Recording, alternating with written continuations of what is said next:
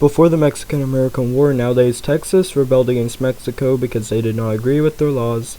The Mexican army won the Battle of the Alamo, but encouraged a lot of rebels to fight against them. After Mexico surrendered, Texas, James K. Polk, who is an expansionist, came to the idea of manifest destiny, which basically states all Americans have the God-given right to expand across the entire continent.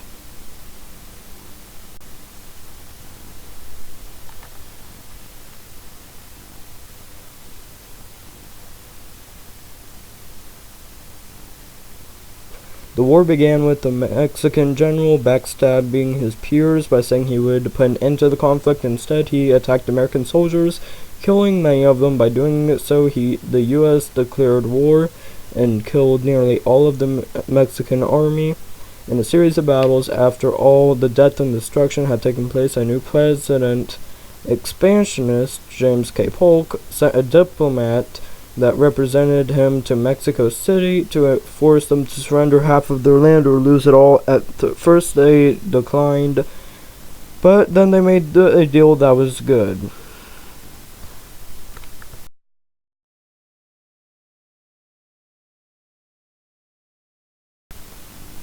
A good conclusion to the war that both sides could agree on is the Mexican-American border should be on the Rio Grande River and not the Nueces River. The Mexico sold them California and the rest of the territory north of the Rio Grande River, and the U.S. paid $15 million in assumption claims. Soon the Guadalupe Hidalgo Treaty was signed. The U.S. found gold in California, and hence the gold rush began.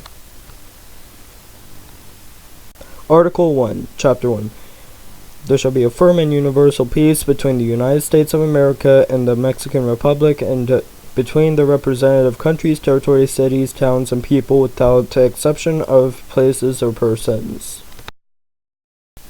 Immediately upon signing this treaty, a convention shall be entered into between a commissioner or commissioners appointed by the General-in-Chief of the Forces of the United States, and such as may be appointed by the Mexican government to end the provisional suspension of hostilities, shall take place in the places occupied by said forces. Constitutional order may be reestablished.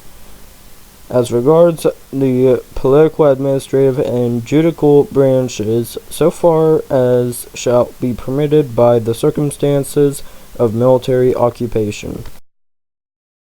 Immediately upon the ratification of this present-day treaty by the government of the United States, orders shall be transmitted to the commanders of their land and naval forces, requiring the latter provided in this treaty shall have been given and ratified by the government of the Mexican Republic, and the ratifications exchanged immediately to desist the blockading of any Mexican ports, and requiring the former, under the same condition, to commence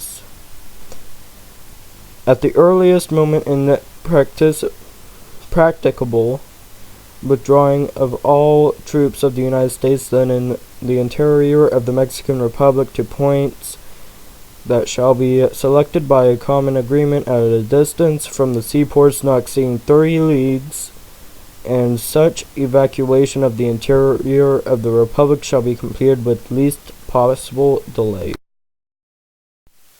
The exchange of ratification of the present-day treaties, all castles, forts, territories, places, and possessions which have been taken or occupied by the forces of the United States during the present war within the limits of the Mexican Republic, as about to be established by the following article, shall be definitely restored to said republic.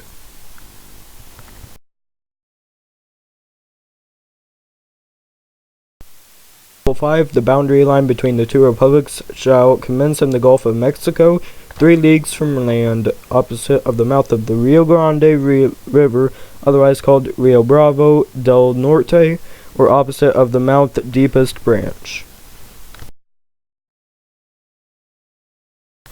Article 6.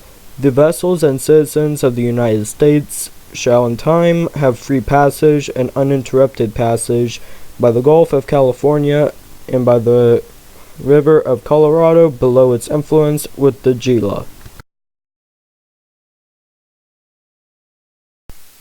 18.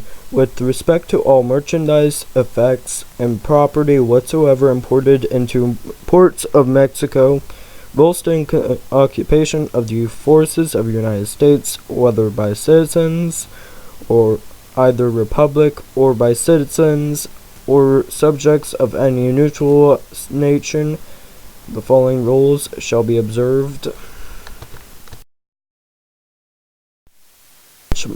Merchandise, effects, and property, if imported previously to the restoration of the custom houses to the Mexican authorities as stipulated for the third article of this treaty, shall be exempted from confiscation, although the importance of the item may be prohibited by the Mexican tariff.